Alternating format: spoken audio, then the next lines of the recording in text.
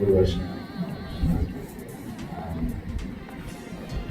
ಮುತುವರ್ಜಿಯಿಂದ ಹಳೆ ವಿದ್ಯಾರ್ಥಿಗಳ ಸಂಘವನ್ನು ನಡೆಸುವಲ್ಲಿ ಪ್ರಯತ್ನಪಟ್ಟ ರೆಡ್ಡಿ ಅವರು ಮಟ್ಟಿಗೆ ಇರ್ತಾರೆ. ಅದೇ ಸಂದರ್ಭದಲ್ಲಿ ಇವತ್ತು ಪದ್ಮಾಕಿಣಿ ಅವರಿಗೆ ಅಭಿನಂದನೆಗಳು, ಇವರಿಗೂ ಅಭಿನಂದನೆಗಳು. ಮತ್ತು ಹೊಸ ವಿಷಯ ಏನಂದರೆ ಈ ಸರ್ತಿ ಸಾಕಷ್ಟು ಹೆಚ್ಚು ಜನರನ್ನು ನಾವು ಇದಕ್ಕೆ ಸೇರಿಸಬೇಕು ಅಂತ ಒಂದು ಇನಿಷಿಯೇಟಿವ್ ತಗೊಂಡು ನಿಮ್ಮ ಪ್ರಯತ್ನ ಏನು ಮಾಡಿದ್ದೀರಿ, ಅದಕ್ಕೆ ಕೂಡ ವಿಶೇಷವಾದ ಅಭಿನಂದನೆಗಳು. ಡಾಕ್ಟ್ರು ಮಾತಾಡ್ತಾ ಇದ್ರು, ನಾವು ಒಂದು 4,000-5,000 ಜನ ಟಾರ್ಗೆಟ್ ಮಾಡಬೇಕು ಅಂತ. ಶ್ರೀರಾಮಯ್ಯ ಒಂದು 10,000ಕ್ಕೆ ಅದು ಮುಂದಿನ ವರ್ಷ ನಾವು ಇಲ್ಲಿ ಸೇರಿದಾಗ ಆ ವಿಷಯ ಬರಲಿ, 10,000 ನಾವು ಮಾಡಿದ್ದೇವೆ ಅನ್ನೋ ಮಾತುಗಳು ಬರಲಿ. ಆ ಶ್ರೇಯಸ್ಸು ನಮ್ಮ ಪದ್ಮಾಕಿಣಿಯವರಿಗೆ ಮತ್ತು ಅವರ ನೆಕ್ಸ್ಟ್ ಟೀಮ್ಗೆ ಹೋಗಿ ಅಂತ ನನ್ನ ಆಶೆ. ವಿಶೇಷವಾಗಿ ಸುಮಾರು 2 ಲಕ್ಷ ರೂಪಾಯಿ ತನಕ ನಾವು ವಿದ್ಯಾರ್ಥಿಗಳಿಗೇನು ಒಟ್ಟು ಮಾಡಿ ಕೊಡ್ತಾ ಇದ್ದೀವಿ. ತುಂಬ ಸಾಧಕರಿಗೆ ಅನುಕೂಲ ಆಗುವಂಥ ವಿಷಯ. ಇದು ಕೂಡ ಇನ್ನೂ ಹೆಚ್ಚು ಬೆಳೀಲಿ, ಹೆಚ್ಚು ವಿದ್ಯಾರ್ಥಿಗಳಿಗೆ ಸಹಕಾರಿಯಾಗಲಿ. ಮಾನದಂಡ ಕೇವಲ ಅಂಕ ಆಗದೆ ಅವರ ಆರ್ಥಿಕ ಸ್ಥಿತಿ ಮತ್ತು ಮನಸ್ಥಿತಿ ಎರಡೂ ಕೂಡ ಅಲ್ಲಿ ಪರಿಗಣನೆ ಆಗಲಿ ಅಂತ. ನಮಗೇನಿದೆ, ಯೂಶ್ವಲಿ ನಾವು ತಪ್ಪು ಗ್ರಹಿಕೆ ಇದೆ ತುಂಬ. ಮನಸ್ಥಿತಿ ಸರಿ ಇದ್ದವನಿಗೆ ಕೊಡಬೇಕು. ನಿಜವಾಗಿ ಆರ್ಥಿಕ ಸ್ಥಿತಿ ಸರಿ ಇಲ್ಲ ಅಂತ ಅದೇ ಒಂದು ಮಾನದಂಡ ಆಗೋದಿಲ್ಲ. ನಿನ್ನೆ ಒಂದು ಸಣ್ಣ ಇವೆಂಟ್ ಆಯಿತು, ಅದನ್ನು ಹೇಳೋ ಅಗತ್ಯ ಇಲ್ಲ, ಸಂಬಂಧ ಇಲ್ಲ. ಆದರೆ ಒಬ್ಬರು ಬಂದು ಶಾಲೆಯಲ್ಲಿ ಏನೋ ತೊಂದರೆ ಆಯಿತು ಅಂತ ತುಂಬ ಗಟ್ಟಿ ಕೂಗಿದ್ರು. ಅವ್ರ ಮನಸ್ಥಿತಿ ಅಷ್ಟು ಚೆನ್ನಾಗಿರ್ಬೇಕು. ಆ ನಂತರ ನಾನು ಮಾತಾಡೋದಿಲ್ಲ, ಬುಧವಾರ ಮಾತಾಡೋದಿಲ್ಲ, ಸುಮ್ಮನೆ ಕೇಳಿಸ್ಕೊಂಡೆ. ಆದರೆ ನಂಗೆ ಬಂದ ವಿಷಯ ಏನಂದರೆ, ಒಬ್ಬ ಆರ್ಥಿಕ ಸ್ಥಿತಿ ಸರಿ ಇಲ್ಲದೆ ಇದ್ದರೂ ಕೂಡ ಅವನಿಗೆ ಬೇಕಾದ ಸಂಪಾದನೆ, ಅವನು ಊಟ ಮಾಡುವಷ್ಟು ಅವನು ಸಂಪಾದನೆ ಮಾಡಿ 3 ಹೊತ್ತು 4 ಹೊತ್ತು ತಗೊಳ್ತಾರೆ. ಮಾತ್ರ ಬೇರೆ ಏನೂ ಇಲ್ಲ ಅಂತ. ಅದು ಎಷ್ಟೋ ಬಾರಿ ನಾವು ಮಠದಲ್ಲಿ ನೋಡುವ, ನಾವು ಒಂದು ಹೊತ್ತೇ ಊಟ ಮಾಡೋದು, ಎಷ್ಟೋ ಬಾರಿ ಎಲ್ಲ ಇದೆ, ಯಾವುದು ಉಪಯೋಗ ಮಾಡೋದಿಲ್ಲ. ಹಾಗಾಗಿ ಬಡತನ ಎನ್ನುವುದು ಮನಸ್ಸಲ್ಲಿರೋದು ಹೊರತು ಹೊರಗೆ ಅಲ್ಲ, ಹೊರಗಿನ ವಿಷಯದ ಅಲ್ಲ. ಹಾಗಾಗಿ ಬಡತನ ಮನಸ್ಸಿಗಿರಬಾರ್ದು. ಮನಸ್ಸು ಸಿಗುವಂತರಾಗಿದ್ದವರಿಗೆ ನಾವು ಹೆಚ್ಚು ಸಪೋರ್ಟ್ ಮಾಡ್ತೀವಿ. ಇದೊಂದು ವಿಷಯ. ಅದನ್ನೆಲ್ಲ ನಾವು ಮಾನದಂಡ ನೋಡಿಕೊಂಡು ಕೊಡುವಂತೆ ಆಗಲಿ ಅನ್ನೋದೊಂದು. ಇನ್ನೊಂದು, ವಿಭುಧೇಶ್ ತೀರ್ಥರು ಕೋಟಿ ಫಂಡ್ ಅಂತ ಪ್ರಾರಂಭ ಮಾಡಿದರು. ಆ ಕಾಲದಲ್ಲಿ ಎಲ್ಲ ನಗಡಿದ್ರು ಅವರನ್ನು ನೋಡಿ. ಇದು ಸಾಧ್ಯನಾ, ಕೋಟಿ ಅವರಿಗೆ ಎಷ್ಟು ದುಡ್ಡು ಬೇಕು, ಸಾಧ್ಯ ಇದೆ, ಇವರಿಗೆ ಏನಾಗಿದೆ, ಸ್ವಾಮಿಗಳಿಗೆ ಸ್ವಲ್ಪ ಹುಚ್ಚಿಡಿದ್ರು ಹಾಗೆ ಅಂತೆಲ್ಲ ಹೇಳುವವರು ಕೂಡ ಇದ್ದರು. ಆದರೆ ಅವರು ಅದನ್ನು ಸಾಧನೆ ಮಾಡಿ ಇವತ್ತು PKISR ಅಂತ ಇನ್ಸ್ಟಿಟ್ಯೂಷನನ್ನು ಕಟ್ಟಿದ್ದಾರೆ. ಇವತ್ತೆಲ್ಲ ಜನ ಹೊಗಳ್ತಾರೆ. ಅಂದರೆ ಜನಕ್ಕೆ, ಆ ಕಾಲದ ಜನಕ್ಕೆ ನಮ್ಮ ಅಭಿಪ್ರಾಯಗಳು ಅರ್ಥ ಆಗದೆ ಇರ್ಬೋದು. ಆದರೆ really if we are doing A Nobel work, ಅದು ಖಂಡಿತ ಅದು ಗುರುತಿಸಲ್ಪಡ್ತದೆ. ಇವತ್ತರಿದ್ದರೆ ನಾಳೆ ಅದು ನಾವು ಸ್ವಲ್ಪ ದೂರ ಹೋದ್ಮೇಲೆ ಅದು ಕಾಣ್ತದೆ, ಕಾಲದಲ್ಲಿ ಕಾಣುತ್ತೆ. ಹಾಗಾಗಿ ಇವತ್ತು ನಾವು ಹಳೆ ವಿದ್ಯಾರ್ಥಿಗಳ ಸಂಘದಲ್ಲಿ ಏನು ನಿಮ್ಮ ಇನಿಷಿಯೇಟಿವ್ ತಗೊಂಡಿದ್ದೀರಿ, 10,000 ಜನ ಮಾಡಬೇಕು, ಸುಮ್ಮನೆ ನಂಬರ್ ಏನು ಒಟ್ಟಾಕೊಂಡು ಏನು ಪ್ರಯೋಜನ ಆಗುತ್ತೆ. ನಾವು ಎಂಥವ್ರನ್ನ ತೊಗೊಳ್ಬೇಕಂದ್ರೆ ಅಟ್ಲೀಸ್ಟ್ 1 hour ಅಥವಾ at least ½ an hour per day ಅವರು ಕೊಡುವಂಥವ್ರನ್ನ ನಾವು ಒಟ್ಟು ಹಾಕೋಣ. ಹೇಗೆ ಕೊಡಬೇಕು, ಅವರವರು ಕೂತ್ಕೊಂಡು ಅವರದ್ದು ಚಿಂತನೆಗಳೇ ಇಲ್ಲಿ ಇನ್ಪುಟ್. ಅದನ್ನು ಕೊಟ್ಟರೆ ತುಂಬ ದೊಡ್ಡ ಕೆಲಸಗಳು ಆಗಲಿಕ್ಕೆ ಸಾಧ್ಯ ಆಗುತ್ತೆ.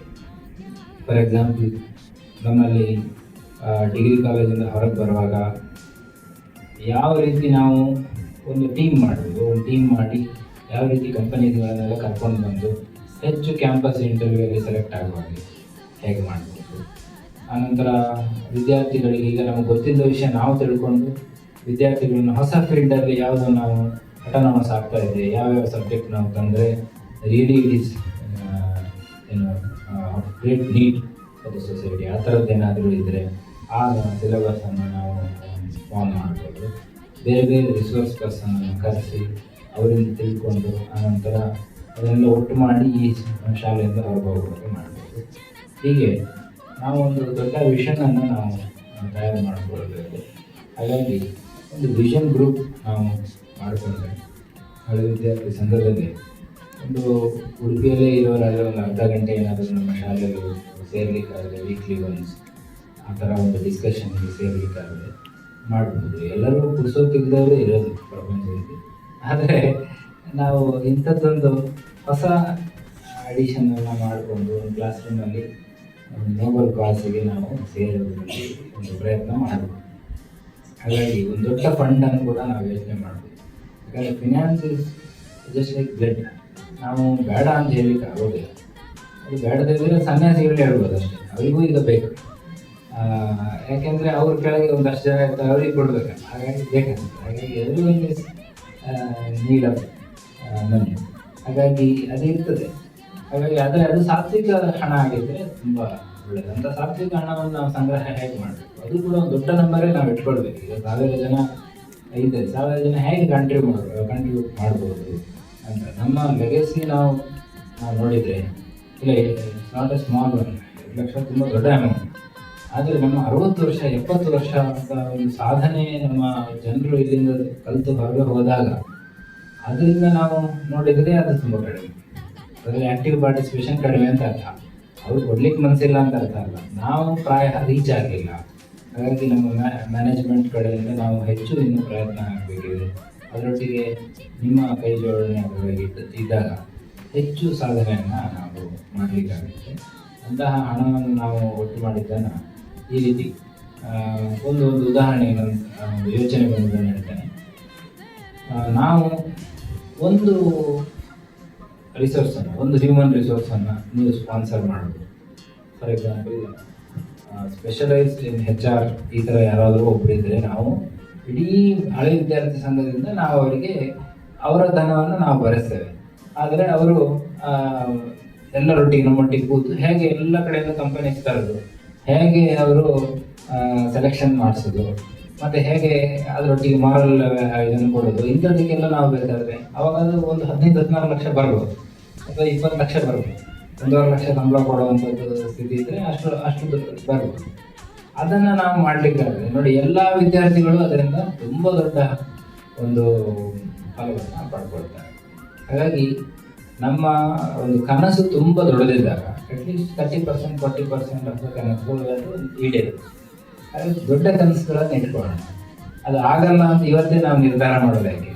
ಯಾಕಂದ್ರೆ ನೀವು ಹೇಗೆ ಇಲ್ಲಿ ಸೇರಿದ್ದೀರಿ ಅದೇ ಥರ ನಿಮ್ಮ ಒಂದು ವೇವ್ ಲೆಂತ್ ಮ್ಯಾಚ್ ಆಗುವಂಥ ಎಷ್ಟೋ ವಿದ್ಯಾರ್ಥಿಗಳು ಇರ್ಬೋದು ಇಲ್ಲಿ ಸೇರಿದವರು. ಆದರೆ ಅವರಿಗೆ ಕಮ್ಯುನಿಕೇಷನ್ ಇದ್ದೇ ಇರ್ಬೋದು, ಆ ಥರದ್ದು ಏನೇನೋ ಸಮಸ್ಯೆಗಳಿರ್ಬೋದು. ಆಮೇಲೆ ನಾವು ಒಂದೇ ದಿವಸ ಈ ಥರ ಸೇರಬೇಕು ಅಂತ ನಾವೇನು ಆಲೋಚನೆ ಮಾಡಿದ್ದೀವಿ. ಯಾಕೆ ಒಂದೇ ದಿವಸ ಸೇರಬೇಕು? ಯಾಕಂದರೆ ಎಲ್ಲರಿಗೂ ಒಂದೇ ದಿವಸ ರಜೆ ಸಿಗಬೇಕು ಅಂತ ಏನಿಲ್ಲ. ಯಾರು ಯಾವಾಗ ಬೇಕಾದರೂ ಬಂದರೂ ಒಂದು ಆಫೀಸ್ ಇರಬೇಕು. ಅವ್ರು ಯಾವ ರೀತಿ ಬೇಕಾದ್ರೆ ಕಾಂಟ್ರಿಬ್ಯೂಟ್ ಮಾಡಲಿಕ್ಕಿದ್ರು ನಮಗೊಂದು ಅವಕಾಶ ಇರಬೇಕು. ಯಾಕಂದರೆ there are so many fields. ಅವರವರು ಕೆಲಸ ಮಾಡುವ ಒಂದು ಜಾಗದಿಂದ ಏನೋ ಒಂದು ಇನ್ಪುಟನ್ನು ನಮ್ಮ ಶಾಲೆಗೆ ಅವರು ಕೊಡ್ಬೋದು. ಅದನ್ನು ರಿಸೀವ್ ಮಾಡಲಿಕ್ಕೆ ನಮ್ಮ ಹತ್ರ ಚೆನ್ನಾಗಿರ್ಬೋದು. ಎಲ್ಲ ಕಡೆ ಇದ್ದಿದ್ರು ಕೂಡ ಏನು ನಮ್ಮ ಹತ್ರ ಪರ್ಟಿಕ್ಯುಲರ್ ಫೋನ್ ಮತ್ತು ಸಿಮ್ ಇದ್ರೆ ಮಾತ್ರ ನಮಗೆ ಸಿಗ್ನಲ್ಸ್ ಬರ್ತದೆ. ಹಾಗೆ ನಮ್ಮ ಹತ್ರ ರಿಸೀವಿಂಗ್ ಎಂಡಲ್ಲಿ ಕರೆಕ್ಟಾಗಿ ಇರಬೇಕು. ಇಲ್ಲದಿದ್ದರೆ ಅವರ ಐಡಿಯಾಸ್ ಏನು ಉಪಯೋಗ ಆಗೋದಿಲ್ಲ. ಹಾಗೆ ಆ ರೀತಿಯ ಒಂದು ಸೆಟಪ್ ಏನು ಮಾಡಬಹುದು ನಾವು ಅಂತ ಬೇಸಿಕ್ ನಾನು ಹೇಳಿದ್ದಷ್ಟೇ. ನೀವು ತುಂಬ ಯೋಚನೆ ಮಾಡಲಿಕ್ಕಿದೆ ಇದ್ರ ಬಗ್ಗೆ. ಹಾಗೆ ಒಂದು ನಮ್ಮ ಕಡೆಯಿಂದ ಅಂದರೆ ಮ್ಯಾನೇಜ್ಮೆಂಟ್ ಕಡೆಯಿಂದ ಒಂದಿಷ್ಟು ಇನ್ವೆಸ್ಟ್ಮೆಂಟ್ ಮಾಡಿ ಯಾವುದೋ 1-2 ಜನ ಅದನ್ನು ಸ್ವತಃ ತಗೊಳ್ಳೋ ಹಾಗೆ. ಅದೇ ರೀತಿ ಹಳೆ ವಿದ್ಯಾರ್ಥಿ ಸಂಘದಿಂದ 1-2 ಜನ ಬಂದು ಆಫೀಸಲ್ಲಿ ಕೂತು ಎಲ್ಲರನ್ನು ಕಾಂಟ್ಯಾಕ್ಟ್ ಮಾಡಿ ಎಲ್ಲರಿಂದ ವಿಷಯಗಳನ್ನು ಸಂಗ್ರಹ ಮಾಡುವ ಹಾಗೆ ನಾವು ಇವತ್ತು ಪ್ರಯತ್ನ ಮಾಡಿದರೆ ಪ್ರಾಯ ಇನ್ನೊಂದು 3-4-5 ವರ್ಷಗಳಲ್ಲಿ ನಾವು 10,000 ಇನ್ನೂ ಜಾಸ್ತಿ ಜನರನ್ನು ರೀಚ್ ಆಗ್ಬೋದು. ಮತ್ತು 2 ಲಕ್ಷ ಅಲ್ಲ, ಅದು 2 ಕೋಟಿ ತನಕನೂ ಹೋಗ್ಬೋದು. ಹಾಗಾಗಿ ದೊಡ್ಡ ಒಂದು ಕನಸುಗಳನ್ನು ಇಟ್ಕೊಳ್ಳೋಣ, ಪ್ರಯತ್ನ ಮಾಡೋಣ. ಖಂಡಿತವಾಗಿ ನೀವೆಲ್ಲ ಸಮರ್ಥರಿದ್ದೀರಿ, ರೀಚ್ ಆಗ್ತೀರಿ ಅಂತ ಒಂದು ಲೆವೆಲ್ಗೆ ಅಂತ ನಾನು ಭಾವಿಸ್ತೇನೆ. ಹಾಗಾಗಿ ಶಾಲೆಯಲ್ಲಿ ತುಂಬ ಕೆಲಸಗಳು ನಡೀತವೆ. ಉದಾಹರಣೆಗೆ ಈಗ ಮಣ್ಣು ಹಾಕಿ ಗ್ರೌಂಡನ್ನು ಸ್ವಲ್ಪ ಎತ್ತರ ಮಾಡಬೇಕು ಅಂತಿದೆ. ಈಗ ಯಾರೋ ಒಬ್ಬರು ಅದಕ್ಕೆ ಕೊಡ್ಬೋದು. ಈ ಥರ ತುಂಬ ರೀತಿಯಲ್ಲಿ ಸಹಾಯ ಮಾಡಲಿಕ್ಕೆ ಆಗ್ತದೆ. ಇಂಟೆಲೆಕ್ಚುಯಲಿ ಸಪೋರ್ಟ್ ಕೊಡುವವರು ಒಂದಷ್ಟು ಜನ ಇರ್ಬೋದು, ಫಿನಾನ್ಷಿಯಲಿ ಸಪೋರ್ಟ್ ಕೊಡುವವರು ಒಂದಷ್ಟು ಜನ ಇರ್ಬೋದು. ಹಾಗೆ ಅದೇ ತನುಮನ ಧನ ಯಾವ ರೀತಿಯಿಂದ ಕೂಡ ಸಹಾಯ ಮಾಡುವವರು ಸಾಕಷ್ಟು ಜನ ಇರ್ಬೋದು. ಅವ್ರನ್ನೆಲ್ಲ ಸೇರಿಸುವಂಥ ಕೆಲಸ ಮುಂದಿನ ದಿನಗಳಲ್ಲಿ ಹೇಳಬೇಕು. ರಂಗದ ಮೂಲಕ ಆಗಲಿ ಅಂತ ಹೇಳ್ತಾ, ಯಾವುದೇ ರೀತಿಯ ಬದಲಾವಣೆಗಳು ನಮ್ಮ ಕಡೆಯಿಂದ ಬೇಕಾದರೂ ಕೂಡ ತಾವು ಹೇಳಬೇಕು ಅಂತ ಹೇಳ್ತಾ ನಮ್ಮ ಮಾತನ್ನು ಮುಗಿಸ್ತೇನೆ. ಎಲ್ಲರಿಗೂ ಕೂಡ ಅಭಿನಂದನೆ.